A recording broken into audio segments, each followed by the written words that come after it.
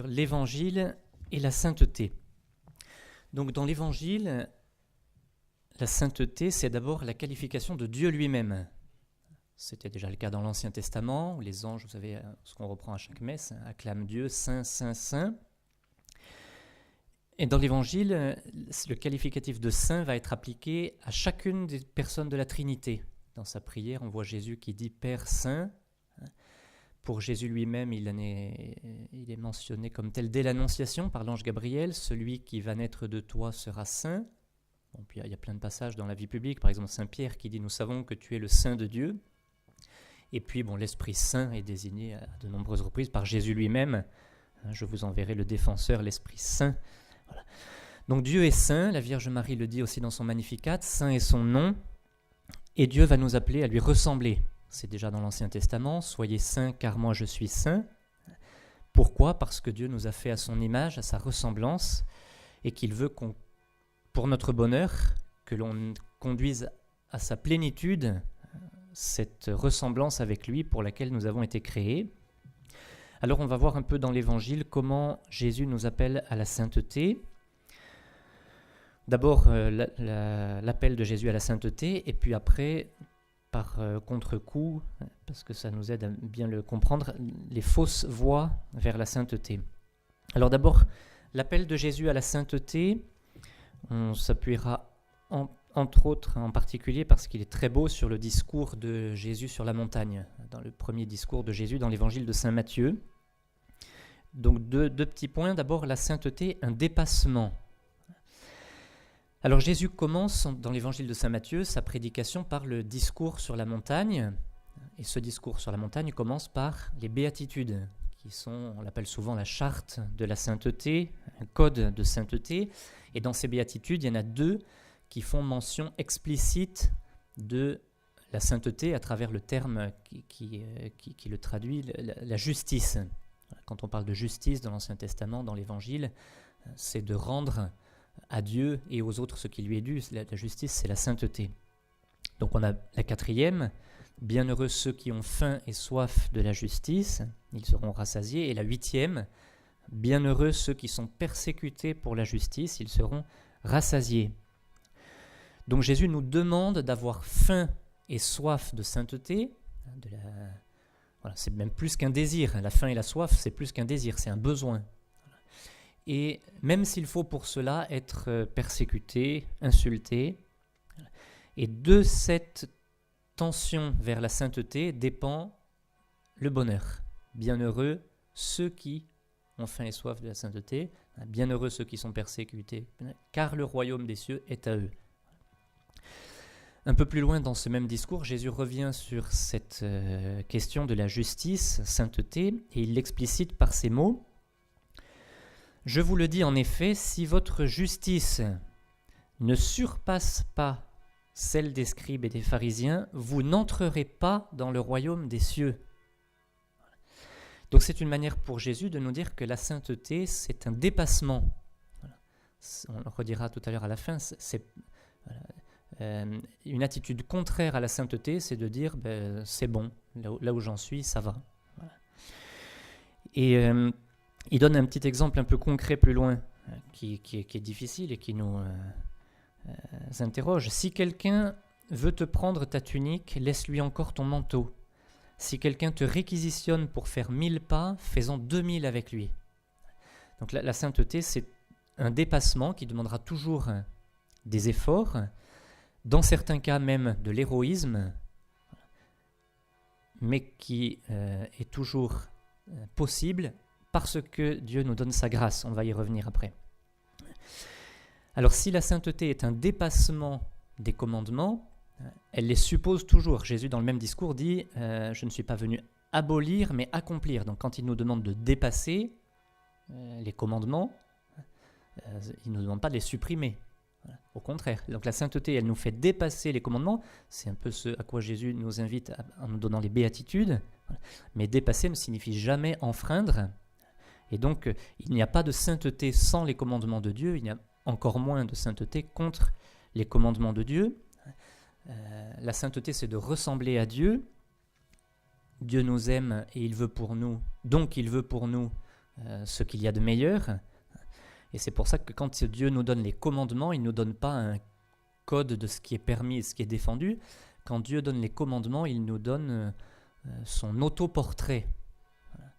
Il y a une belle citation de Benoît XVI qui dit « Le décalogue est à la fois une auto-présentation de Dieu, en nous donnant les commandements, Dieu nous montre ce qu'il est, et une explication de l'être humain. » Et donc vivre le décalogue signifie vivre sa propre ressemblance avec Dieu, répondre à la vérité de notre être et ainsi faire le bien. Donc la sainteté est un dépassement, et puis un deuxième petit point, la sainteté est un commandement. Donc dans les paroles de Jésus, on voit que Jésus nous commande d'être saints. Donc on l'avait déjà dans l'Ancien Testament, « Soyez saints car moi, votre Dieu, je suis saint ». Et Jésus va accomplir aussi cela quand il dit dans toujours le même discours sur la montagne, « Soyez vous serez parfaits comme votre Père Céleste est parfait. » Pas moins. Donc cette exigence, qui en est une exigence forte, elle ressort aussi d'un certain nombre de paraboles de Jésus dans l'Évangile. Quelques exemples rapides. La parabole de l'ivraie, par exemple, nous montre que à la fin du monde, il y aura un tri entre ceux qui auront entre l'ivraie et le bon grain.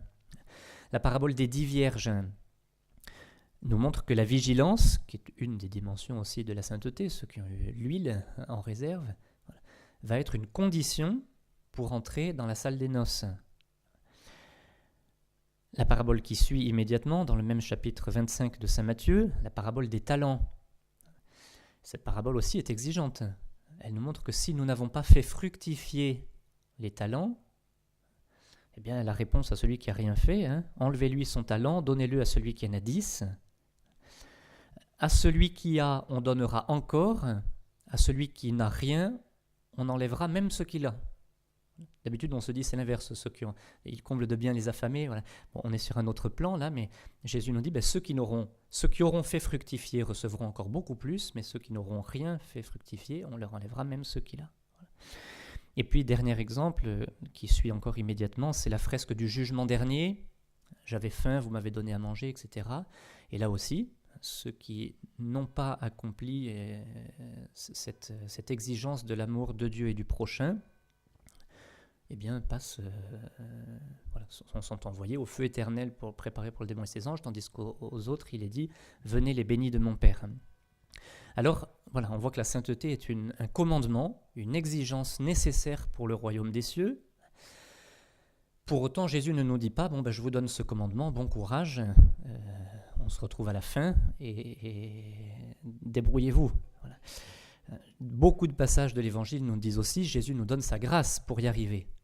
Il nous donne un but exigeant, mais il va nous donner au fur et à mesure du chemin tout ce qu'il faut pour y arriver. Et donc on a aussi dans l'Évangile cette belle parabole de la vigne, où Jésus dit « Si vous demeurez en moi, vous porterez beaucoup de fruits ». Et il fait le pendant inverse, sans moi, vous ne pouvez rien faire par contre. Et puis on a cette dernière parole, vous voyez, Jésus, les premiers grands discours de Jésus dans l'évangile de saint Matthieu commencent par les béatitudes, et la dernière parole, le dernier verset de l'évangile de saint Matthieu, c'est « Je suis avec vous tous les jours jusqu'à la fin des temps ». Donc Jésus nous accompagne pour cela. Alors Jésus exige, le mot n'est pas trop fort, Jésus exige que nous prenions la route de la sainteté, mais en même temps il nous donne les moyens et la force pour cela, et donc on peut faire à Dieu cette belle prière que faisait saint Augustin, « Donne ce que tu ordonnes », et après tu peux « ordonne ce que tu veux ». Donne ce que tu ordonnes, et ordonne ce que tu veux, puisque tu nous as donné de quoi l'accomplir, on peut le faire. Alors une deuxième petite partie, parce que souvent on comprend mieux une chose à l'aide de son contraire. Alors dans l'Évangile, toujours, les fausses voies vers la sainteté. Alors 2 petits points. Le premier point, pharisiens et publicains. Alors, les plus connus d'abord, les pharisiens, ce sont ceux contre lesquels Jésus a les paroles les plus sévères dans l'Évangile. Enfin, des paroles parmi les plus sévères, puisqu'il en a aussi des sévères vis-à-vis de ses apôtres. Pourquoi ? Eh bien d'abord parce qu'ils sont orgueilleux et qu'ils croient qu'ils n'ont pas de péché. Et on y reviendra tout à l'heure, ils se satisfont, ce que disait frère Xavier tout à l'heure, ils se satisfont de ce qu'ils sont. Voilà, je suis comme ça, je reste. Alors Jean-Paul II soulignait qu'aujourd'hui l'esprit pharisien, c'est une manière d'appliquer l'esprit des pharisiens, c'est de refuser la notion de péché. Frère Xavier vient d'en parler aussi. Le fait de dire, eh bien, non, ça c'est pas vraiment un péché, ou bien ce commandement ne s'applique pas vraiment à ma situation. Voilà. Où on adapte les commandements, les normes générales en disant ben, dans telle situation où je suis, ça ne s'applique pas vraiment. Donc, c'est une manière un peu comme le pharisien de dire moi je suis sans péché, puisque ça ne s'applique pas à moi. Au contraire des pharisiens, il y a les publicains. Alors, il y a aussi de bons pharisiens. Nicodème a été un bon pharisien. Bon. Chez les publicains, il y en a aussi de bons. Et Jésus va louer dans l'Évangile ceux d'entre eux, ils sont assez nombreux, qui ont écouté sa parole et qui du coup se sont convertis. Mais les publicains, à l'origine, ce sont ceux qui se sont compromis avec l'occupant païen, romain, et qui donc se sont adaptés à l'esprit du monde, à l'esprit du temps. Et donc voilà pourquoi c'est aussi une fausse voie vers la sainteté. Et donc c'est ceux qui... en quelque sorte, Jésus nous demande de ne pas vivre comme eux, c'est-à-dire de ne pas nous calquer sur l'esprit du monde sans ambition spirituelle et en nous contentant de l'esprit du temps. Jésus nous dit que si on se contente de vivre comme les publicains, on n'aura pas de récompense. Toujours dans le discours sur la montagne, si vous aimez ceux qui vous aiment, quelle récompense méritez-vous ? Les publicains eux-mêmes n'en font-ils pas autant ? Donc les publicains, en vivant en tant que publicains, n'auront pas de récompense. Alors là, publicains et pharisiens, ce sont deux refus de la sainteté et qu'on retrouve de manière très ressemblante aujourd'hui et qui guettent les chrétiens, qui nous guettent. On s'adapte au monde, on se compromet sans exigence, sans aspiration à la sainteté, dans la tiédeur. Ça, ce sont les publicains. Ou bien on se croit pur, sans péché, en disant que le péché n'existe pas ou que les commandements ne s'appliquent pas à ce qu'on vit nous aujourd'hui ou à ce que je vis moi dans telle situation aujourd'hui. Et donc ça, c'est les pharisiens. Et donc dans ces deux postures, en quelque sorte, c'est un refus de l'absolu de la sainteté. Une remarque importante, c'est que ces comportements sont des refus de principe. Voilà. Donc ce sont des refus coupables, mais ils n'ont rien à voir avec la faiblesse ou les chutes. Heureusement, parce que sinon... et ça, on le voit très bien dans les apôtres. Saint Pierre qui a renié, les apôtres qui ont fui, mais qui ont regretté, qui sont repartis. Voyons aussi Sainte Marie-Madeleine. Donc quand Jésus condamne les pharisiens ou les publicains, parce que quand il dit les publicains, ceux qui vivent comme eux n'auront pas de récompense. Quand il dit aux pharisiens « malheur à vous », c'est quand même une condamnation, en tout cas de leur attitude, pour le moins. Eh bien, il condamne un refus explicite de principe, un refus intérieur qui n'est pas l'état d'esprit de Saint Pierre, de Marie-Madeleine. Et donc Jésus veut qu'avec sa grâce, et il nous la donne pour cela, notamment à travers les sacrements, Jésus nous commande de prendre cette décision de renoncer au péché, de marcher à sa suite et d'avancer. Jésus ne nous condamne pas pour des chutes, mais il nous demande de prendre la décision de renoncer au péché et d'avancer. Et puis un deuxième petit point sur une expression qu'on entend beaucoup, Dieu nous aime comme on est. Dieu nous aime comme nous sommes. Alors, elle peut être bien comprise, cette expression, mais aussi elle peut l'être mal, et dans ces cas-là, elle est vraiment fausse. C'est vrai que Dieu nous aime, heureusement, il nous aime même infiniment, et donc parce que il nous aime, eh bien il veut que nous progressions. Si on dit Dieu nous aime comme on est, donc il n'y a pas besoin de faire plus, on se trompe sur l'amour de Dieu. Et si c'était comme ça, Dieu ne nous aime pas. Des parents qui aiment leur enfant, ils ont le désir de le booster un peu pour qu'il qui progressent, qui grandissent, Voilà. Alors regardons encore dans l'Évangile comment Jésus agit. Voilà. Jésus ne laisse jamais, c'est très beau, on peut prendre une quantité de rencontres dans l'Évangile, Jésus ne laisse pas les gens là où ils en sont. Voilà. Les personnes qu'il rencontre, il ne les laisse pas là où elles en sont. Voilà. Et il profite de toutes les rencontres pour faire avancer, pour faire progresser, parfois de manière un peu à la fois douce et puis aussi énergique. Voilà. Bon, un très bel exemple bien sûr de cela, c'est la rencontre avec la Samaritaine. Jésus s'adapte de manière très belle à elle, en lui parlant d'eau, ça tombe bien, c'est ce qu'elle vient chercher. Puis il va lui faire comprendre qu'il parle d'une autre eau.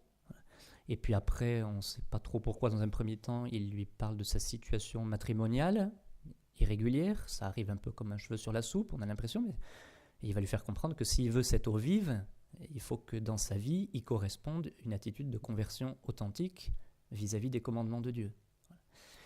Et voilà, donc il l'a fait en douceur et avec beaucoup de pédagogie, mais il l'a fait progresser, et il ne lui demande pas son verre d'eau et il s'en va. Voilà. Il a le désir qu'elle avance, qu'elle progresse. Bon, il y aurait beaucoup de passages à commenter avec la femme adultère. Souvent, on entend des commentaires sur la femme adultère simplement sur « je ne te condamne pas ». Très bien, effectivement, Jésus, mais il lui dit aussi « va et désormais ne pêche plus ». D'autres rencontres, celle avec Zachée par exemple. Jésus va venir demeurer chez Zachée et Zachée va comprendre que ça l'appelle à une conversion concrète. Et il dit, voici, maintenant je vais faire don aux pauvres de la moitié de mes biens, et si j'ai fait du tort à quelqu'un, je vais lui rendre 4 fois plus. Donc Jésus a fait progresser Zachée. Avec la femme cananéenne, alors là, dur dans un premier temps. Elle poursuit Jésus en criant, prends pitié de moi, ma fille est tourmentée par un démon. Jésus ne lui répond rien. Et puis c'est les apôtres qui viennent dire à Jésus, écoute, donne-lui ce qu'elle veut parce qu'elle nous bassine avec ses cris. Voilà. Et Jésus se retourne et il lui dit, je n'ai été envoyé qu'aux brebis perdues de la maison d'Israël. Sous-entendu, pas pour toi. Voilà. Bon, mais c'est pour la faire grandir et ça va aboutir à quelque chose de magnifique. Donc elle insiste et elle dit, Seigneur, viens à mon secours. Jésus lui répond encore, il n'est pas bien de prendre le pain des enfants pour le jeter aux petits chiens. Bon. Elle ne se laisse pas intimider et elle dit, oui, c'est vrai, Seigneur, mais les petits chiens mangent les miettes qui tombent de la table. Voilà. Et Jésus termine en disant, ta foi est grande, que tout advienne pour toi comme tu veux. Bon, Jésus aurait pu lui dire tout de suite, c'est bon, va-t'en, elle est guérie. Voilà. Il l'a fait progresser dans la foi en l'éprouvant aussi, voilà. Mais il l'a fait grandir. Bon, Saint Pierre qui marche sur l'eau, puis beaucoup de passages avec les apôtres aussi. Donc ceux qui rencontrent Jésus ne le font jamais en vain, et Jésus profite de ces rencontres, parfois même très brèves, pour un progrès spirituel, et sans laisser les personnes là où elles en sont. Et c'est une manière de contredire, quand elle est mal comprise, cette expression « Dieu nous aime comme on est ». Et donc, dans cette expression, il peut y avoir parfois une forme de mépris, à la fois un mépris de la grâce de Dieu, parce que dans cette expression « Dieu nous aime comme on est », ça peut être parfois sous-entendu, on croit plus ou moins à la grâce de Dieu. Mépris aussi des personnes auxquelles on s'adresse. Voilà. On entend souvent ces réflexions, dans cette situation, ces gens, ils ne peuvent pas faire plus. Ou cette sainteté, cette situation de sainteté, c'est réservé à une élite. Eux, ils ne peuvent pas. Voilà. Ou c'est seulement un idéal. Eux, ils sont en chemin, ils ne sont pas capables d'y arriver pour l'instant. Et dans l'Évangile, on ne voit jamais ce mépris de Jésus. Chez Jésus, ce mépris n'existe pas. Par contre, on le voit chez les pharisiens. Les pharisiens qui disent cette foule qui ne connaît rien de la loi, ce sont des maudits. Voilà, ils ne sont pas à notre niveau. Ou bien un autre passage, la parabole du pharisien et du publicain, où le pharisien dit « Mon Dieu, je te remercie parce que je ne suis pas un pécheur comme les autres. » Voilà. Mais chez Jésus, jamais ce mépris de dire il n'en est pas capable, il ne peut pas faire mieux dans cette situation, il ne peut pas progresser ou avancer vers la sainteté. Alors pour conclure, parce que Jésus nous aime, il nous veut saints, il veut que nous progressions, que nous grandissions. Une petite expression qui le montre dans le départ routier, chez les Scouts d'Europe, on pose la question: sais-tu qu'un routier scout n'est jamais satisfait de lui-même et ne se considère jamais comme arrivé? Veux-tu faire aujourd'hui mieux qu'hier et demain mieux qu'aujourd'hui? Normalement, le routier scout répond: je le veux. Oui, voilà. Donc voilà. Alors, et puis une dernière chose, et c'est de bien voir dans l'Évangile ce mélange, cette alchimie entre l'exigence de Jésus et sa tendresse. Il y a beaucoup d'exemples qui auraient à donner, mais il faut que je laisse la place au suivant. Mais vous voyez, Jésus parle de la brebis perdue. Tout de suite après, il a des paroles très fortes sur ceux qui ne vivent pas selon les commandements et qu'on avertit une fois, deux fois, trois fois. Voilà, Jésus des paroles très douces sur celui qui donne ne serait-ce qu'un verre d'eau à un de ses disciples. Et en même temps, juste avant ou juste après, il parle de celui qui a été l'occasion de scandale. Donc, quand il n'y a que l'exigence, c'est pas la sainteté, c'est pas Jésus, c'est pas l'Évangile. Quand il n'y a que la tendresse, c'est pas non plus Jésus ni l'Évangile. Toujours en Jésus, il y a exigence et tendresse parce qu'il y a cet amour. Alors la voie d'excellence qui a été parcourue, c'est celle de la Sainte Vierge. Faites tout ce qu'il vous dira dans ces noces de Cana, qui sont à la fois exigeantes pour la foi et en même temps pleines de tendresse, parce que Dieu veut nous donner sa sainteté et tous les moyens pour arriver à mettre en œuvre ce commandement de la sainteté qu'il nous donne.